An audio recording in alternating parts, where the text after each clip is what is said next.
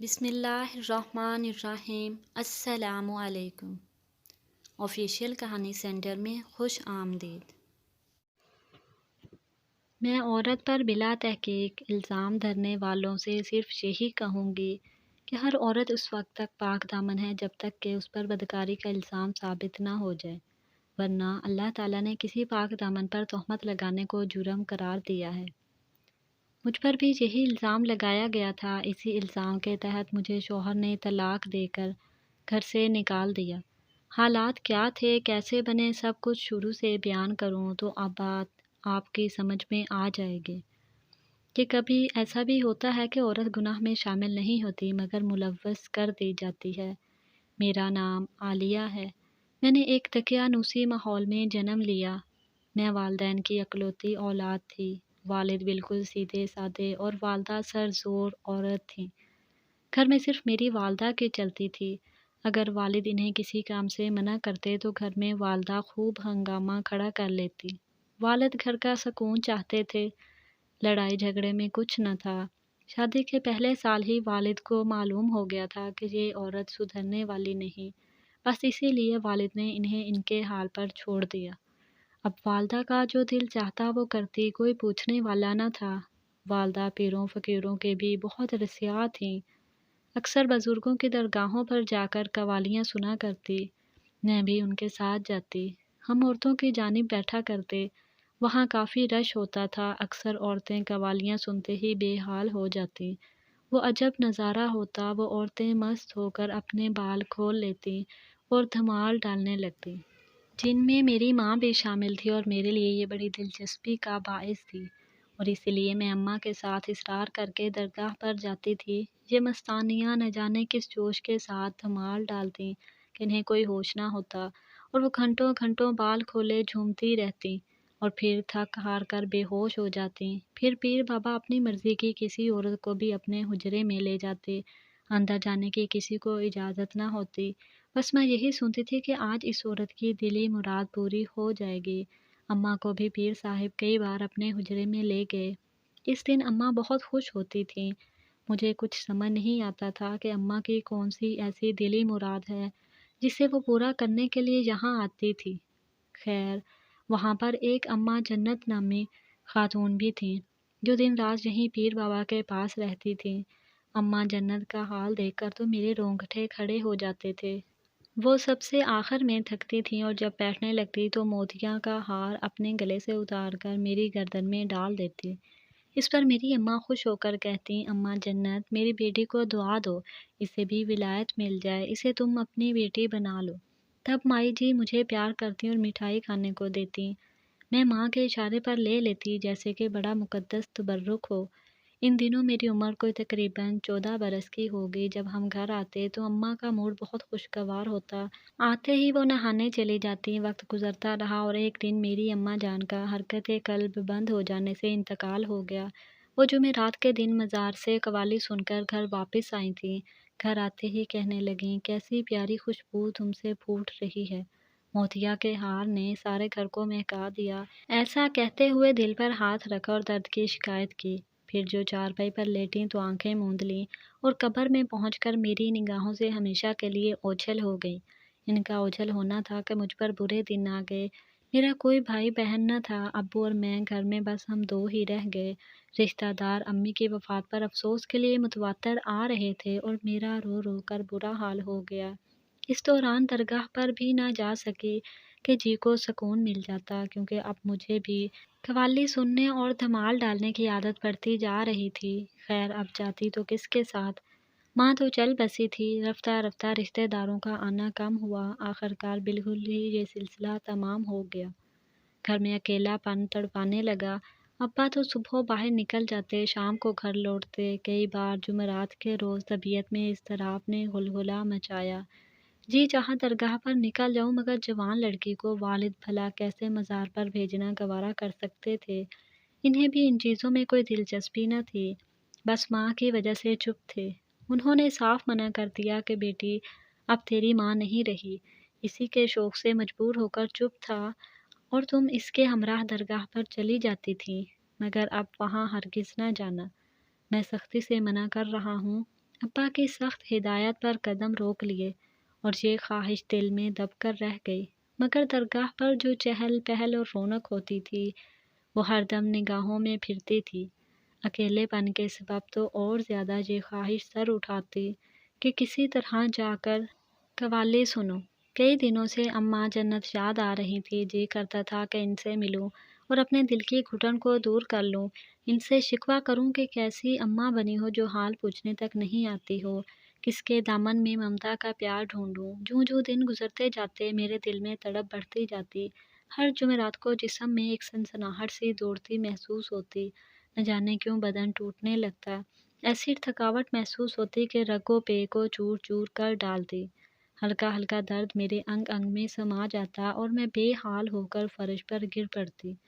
آہستہ آہستہ دورے کی سی یہ کیفیت بڑھتی گئی اور اب تو کبھی کبھی اس حالت میں مجھ پر ایسا نشہ چھاتا کہ بے ہوش ہونے لگی، گھر میں تنہا ہوتی تھی، کوئی دیکھنے والا بھی نہ ہوتا، ابا سے کیا کہتی کہ جمعرات کی شام کو میرا کیا حال ہو جاتا ہے۔ وہ تو یہی سمجھتے تھے کہ میں قوالیوں کے مزے لوٹنے کو درگاہ پر جانا چاہتی ہوں اور یہ سب اسی خواہش کی تکمیل کے بہانے ہیں، سو وہ کبھی بھی جانے نہ دیتے۔ ایک روز خدا کی کرنی یہ ہوئی کہ جمعرات کی شام کو میں نیم بے ہوش ہو کر گھر کی دہلیز پر گر گئی۔ ابا اس دن اچانک گھر آ گئے، مغرب سے چند گھڑی قبل کا وقت تھا، انہوں نے جو میری حالت دیکھی پریشان ہو گئے۔ مجھ کو سہارا دے کر چار پائی تک لائے اور منہ پر ٹھنڈے پانی کے چھینٹے مارے اور پوچھنے لگے، بیٹی تجھے کیا ہوا ہے، کیوں ایسے دروازے کی چوکھٹ پر بے ہوش پڑی تھی؟ تبھی میں نے بتایا کہ ابا، جب سے اماں فوت ہوئی ہیں اکثر جمعرات کی شام کو میری ایسی ہی حالت ہو جاتی ہے۔ ابا مجھے جمعرات والے دن درگاہ پر جانے دیا کرو نا، میں وہاں جا کر بالکل ٹھیک ہو جاؤں گی۔ میں نے ابا سے التجا کی تھی، وہ بولے، نہیں بیٹی، میں تمہیں وہاں ہرگز نہیں جانے دوں گا، تم جوان ہو چکی ہو اور ہاں، کئی قسم کے لوگ ہوتے ہیں وہاں۔ میں نے تو کئی بار تمہاری ماں کو بھی منع کیا تھا کہ وہ تمہیں وہاں نہ لے جائے، مگر وہ بہت ضدی عورت تھی، بس میں اس کی ضد کے سامنے چپ ہو جاتا تھا۔ ابا میں کیا کروں، میری تو ہر جمعرات کو طبیعت خراب ہو جاتی ہے۔ یہ سن کر ان کو بہت ملال ہوا، میری دلجوئی کرنے لگے، مگر میری اس حالت کا واحد حل انہوں نے شادی سمجھا۔ اسی دوران میرے لیے ایک رشتہ آ گیا، تبھی چٹ منگنی اور پٹ بیاہ کر دیا اور میں شادی کر کے 2 ماہ بعد اپنے خاوند کے ہمراہ دبئی آ گئی۔ دبئی میرے شوہر اپنے ایک دوست کے توسط سے آئے تھے جن کا نام کلیم تھا۔ کلیم نے ہی ویزے کا بندوبست کیا تھا، دبئی میں ملازمت دلوائی اور رہائش کا مسئلہ بھی اسی نے حل کیا۔ اپنے گھر کا ایک حصہ ہم میاں بیوی کو رہنے کے لیے عنایت کر دیا۔ کچھ دن تو ٹھیک ٹھاک گزرے، ایک روز پھر میری ویسی ہی حالت ہو گئی، یہ جمعرات کا ہی دن تھا۔ شوہر مجھے ڈاکٹر کے پاس لے گیا، اس نے کوئی خاص مرض تشخیص نہیں کیا، البتہ سکون کی دوا دے دی۔ وہ سمجھ رہا تھا کہ مجھے کچھ ذہنی پریشانی ہے، لہٰذا سو جانے سے حالت نارمل ہو جائے گی۔ مرض موجود ہو تو دوا کی حاجت ہوتی ہے، مگر میرا تو عجب مرض تھا جس میں دوا کا کوئی کام نہ تھا۔ اکثر ایسی حالت ہو جاتی کہ ڈاکٹر بھی کچھ سمجھ نہ پاتے، بس وہ مجھے سکون کی دوا دے کر سلا دیتے۔ میں اس صورتحال سے تنگ آ گئی تھی۔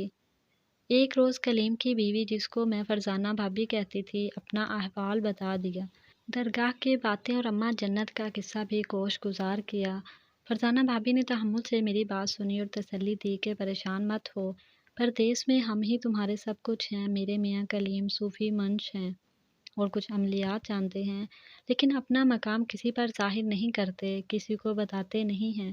پہلے تعویذ دیا کرتے تھے، لیکن جب سے پاکستان چھوڑا ہے، دبئی آئے ہیں، یہ کام بھی چھوڑ دیا ہے۔ تمہارے لیے کہوں گے تو ضرور مدد کریں گے اور پھر تم ٹھیک ہو جاؤ گی انشاءاللہ۔ فرزانہ بھابی کی تسلی سے میرا دل بڑا ہو گیا۔ اگلے روز جب میری کیفیت اس نے اپنے شوہر کو بتائی تو کلیم صاحب نے کہا کہ جمعرات آنے دو، دیکھوں گا کہ کیا معاملہ ہے۔ جمعرات کے روز کلیم صاحب نے چھٹی لے لی اور جب مقررہ وقت پر میں بے ہوش ہو کر گرنے لگی تو آگے بڑھ کر مجھے تھاما اور بستر پر لیٹا دیا۔ کچھ پڑھنے لگے، پھر بیوی سے کہا کہ اس پر سایہ ہے، باقاعدہ عمل کرنا پڑے گا، ان کا علاج نئے چاند کی پہلی جمعرات سے ہوگا۔ ان سے کہنا عطر کی شیشیاں اور اگربتیاں منگوا کر رکھ لیں۔ چند دنوں میں جمعرات کے روز اتفاق سے میرے شوہر کسی ضروری کام سے مسقط چلے گئے اور وہ پہلے بھی کمپنی کی طرف سے جاتے رہتے تھے۔ ادھر فرزانہ بھابی کی امی کا فون آ گیا، وہ بے حد بیمار پڑ گئیں۔ بھابی فوراً پاکستان روانہ ہو گئیں۔ کلیم بھائی کو بھی کہا کہ تم بھی ساتھ چلو، مگر انہوں نے میری وجہ سے جانے سے انکار کر دیا اور کہا کہ اگر تاریخ نکل گئی تو پھر لمبا انتظار کرنا پڑے گا۔ بھابی نے یہی سوچا کہ چلو عالیہ کا شوہر تو گھر ہی ہے۔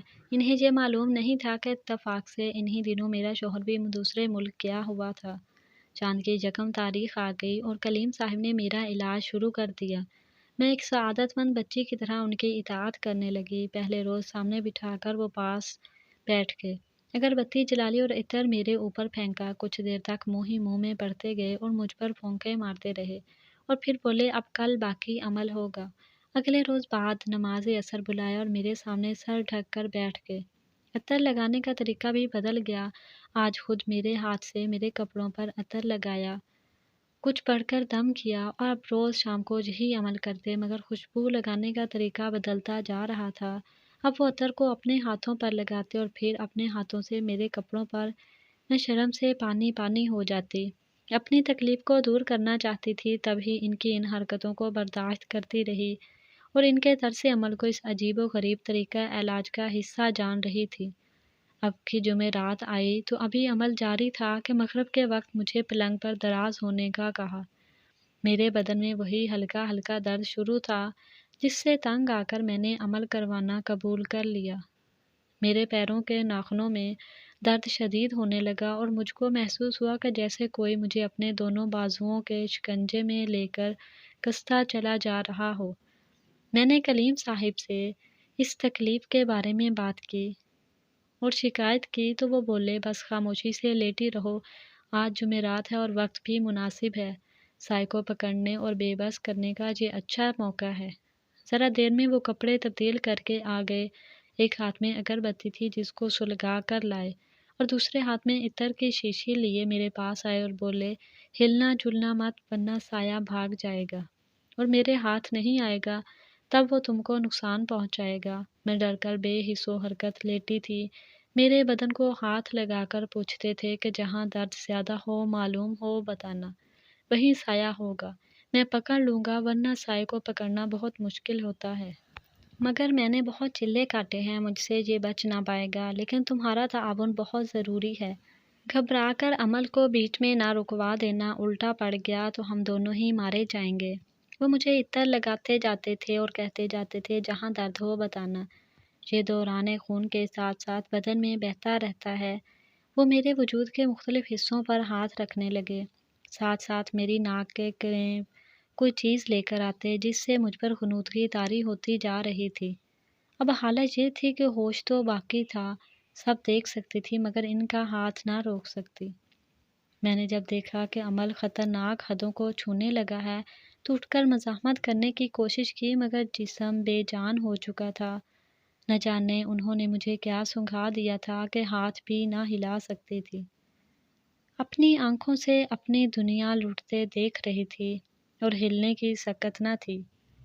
ذہن الگ سلگ رہا تھا، دماغ میں طوفان اٹھ رہے تھے، دل میں نفرت کا دریا ابل رہا تھا مگر میں اس کا اظہار بھی نہیں کر سکتی تھی۔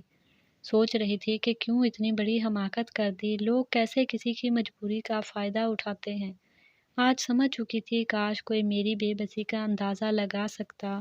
کلیم نے عامل کے روپ میں وہ ظلم مجھ پر کیا کہ فریاد بھی نہ کر سکی۔ میرے معصوم شوہر کو کیا معلوم کہ جس دوست پر وہ بھروسہ کر کے گئے تھے اس کا اصل روپ کتنا گھناؤنا ہے۔ صد شکر کہ اگلی جمعرات کے آنے سے پہلے میرے شوہر لوٹ آئے۔ مجھ کو ایسا غم لگا تھا کہ انہوں نے میرا اترا چہرہ دیکھا تو بھانپ لیا کہ میرے ساتھ کچھ برا ضرور ہوا ہے۔ قسم دے کر پوچھا تو سچ بتا دو کیا ہوا ہے۔ تب میں سچ بتائے بغیر نہ رہ سکی۔ سوچا اگر آج نہ بتایا تو کل پھر اس شخص کے رحم و کرم پر ڈال دی جاؤں گی اور اپنی عصمت گنواتی رہوں گی۔ لیکن سارا ماجرا سن کر بجائے مجھ سے ہمدردی کرنے کے شوہر صاحب نے مجھے ہی بدکردار کہہ دیا اور سارا الزام مجھ پر ٹھہرایا اور فوراً پاکستان روانہ کر دیا۔ گھر پہنچی تو طلاق کا پروانہ بھی آ گیا۔ مجھے نہیں معلوم کہ میرے شوہر ریاض نے کلیم کے ساتھ کیا معاملہ کیا۔ میں تو سکتے میں آ گئی تھی کہ سچ بتانے کی ایسی کڑی سزا ملی تھی۔ رنگ و روپ میں افضل تھی، مگر قسمت کی کیسی نکلی۔ شادی کم عمری میں ہو گئی اور ناکام رہی۔ جب دیکھا کہ اپنے محافظ نہیں سزا سنا دی تو غم سے بیمار پڑ گئی۔ ابا تو پہلے ہی بیمار تھے، تسلی دینے والا بھی کوئی نہ رہا۔ ایک روز بھولے بھٹکے سے میری بزرگ استانی صاحبہ آ نکلی، جنہوں نے مجھے قرآن پاک پڑھایا تھا۔ یہ بزرگ استانی بھی امی کو درگاہ پر جانے سے منع کرتی تھی۔ امی ان کی بات نہ مانتی، بس اسی لیے یہ ہمارے گھر بہت کم آتی تھیں۔ انہوں نے مجھ پر قرآنی آیات پڑھ کر دم درود کیا اور نماز باقاعدگی سے پڑھنے کی ہدایت کی۔ استانی جی کی تلقین پر میں نے نماز باقاعدگی سے پڑھنا اور سجدوں میں گر گر کر دعائیں مانگنا شروع کر دیں۔ اس دوران استانی جی برابر آ کر میرے احوال دریافت کرتی تھیں اور آیات پڑھنے کی ہدایت بھی کرتی تھیں۔ وہ میرے لیے استخارہ بھی کرتی تھیں۔ خدا کی قدرت، ایک ماہ بعد ہی میرے حالات پلٹے۔ بدن کے درد اور ناخنوں کے درد میں کمی آنے لگی اور میرے وجود میں جو سرسراہٹ ہوتی تھی وہ غائب ہو گئی۔ پھر استانی جی کے توسط سے ہی میری دوسری جگہ شادی ان کے ایک نیک اور شریف خاندان سے ہو گئی، جو پابند صوم و صلات بھی تھے۔ وہ نکاح کے بعد مجھے مکہ مکرمہ لے آئے، جہاں آ کر میری خوشیوں کی انتہا نہ رہی۔ روضہ مبارک کی زیارت میری دلی آرزو تھی۔ ہم نے اس مقدس سرزمین پر مستقل رہائش اختیار کر لی، کیونکہ وہ یہاں کسی کفیل کے پاس کام کرتے تھے اور میں تمام نمازیں حرمین شریف میں ادا کرنے کی کوشش کرتی، کبھی مکہ مکرمہ میں اور کبھی مدینہ منورہ میں۔ اس مالک کی بے حد شکر گزار تھی کہ ارض مقدس کے اس قدر پاکیزہ ماحول میں تھی۔ رو رو کر نادانی میں کیے گئے گناہوں کی معافی بھی مانگتی۔ 8 برس زندگی کے یوں ہی گزر گئے اور ایک دن میرے شوہر کا وہیں انتقال ہو گیا۔ میں بیوہ ہو گئی تو واپس پاکستان لوٹ آئی کہ وہاں تنہا نہ رہ سکتی تھی۔ وطن لوٹی تو ہم وطنوں نے بہت عزت دی۔ وہ مجھ سے دعائیں کرانے آتے، میں صرف استخارہ کرتی، پردہ کی پابندی کرتی تھی۔ والد صاحب فوت ہو چکے تھے، گھر میں اکیلے وقت نہیں گزرتا تھا، اس لیے محلے کی بچیوں کو قرآن پاک پڑھانا شروع کر دیا۔ آج میری عمر 70 سال ہے۔ سچ کہتی ہوں کہ جس قدر سکون دین اسلام مذہب کی اصل روح کو سمجھ کر زندگی بسر کرنے میں ہے اور کسی شے میں نہیں۔ وہ لوگ بہت بڑے فریب میں مبتلا ہیں جو جادو ٹونے اور پیری فقیری کے چکروں میں جعلی عملوں کے پیچھے بھاگتے ہیں، اپنا وقت اور روپیہ برباد کرتے ہیں۔ اس سے بھی زیادہ خسارہ یہ کہ اپنا ایمان خراب کر لیتے ہیں۔ انسان کو چاہیے کہ وہ پاک صاف رہے، اللہ تعالیٰ پر کامل یقین رکھے اور عبادت الہی کا پابند ہو جائے، اور ہر طرح کا مرض خواہ روحانی ہو یا ذہنی یا جسمانی، اس سے شفا یابی اللہ تعالیٰ کی ذات سے عطا ہوگی۔ صرف دعائیں ہی وہ وسیلہ ہیں کہ دل سے مانگی جائیں تو اثر رکھتی ہیں، اور اللہ تعالیٰ نے اپنے پیارے بندوں کی خوب سنتا ہے۔ مایوسی کفر ہے۔ میں نے تو اپنے مرض کا علاج اللہ پر کامل یقین کر کے پایا ہے۔ اپنے والدین کی بخشش کے لیے بھی دن رات دعائیں مانگتی ہوں کہ اللہ تعالیٰ انہیں معاف کر دے، اور اپنے کیے گناہوں کی بھی معافی مانگتی رہتی ہوں جو مجھ سے نادانی میں ہو گئے تھے۔ اپنے بندے کے بار بار معافی مانگنے پر وہ معاف ہی کر دیتا ہے، بے شک وہ بڑا ہی غفور الرحیم ہے۔ اگر آپ کو میری یہ کہانی اچھی لگی تو اسے لائک کریں۔ مزید ایسی دلچسپ کہانیوں کے لیے آفیشیل کہانی سینٹر کو سبسکرائب کریں۔ ملتے ہیں نیکسٹ ویڈیو میں، تب تک کے لیے اللہ حافظ۔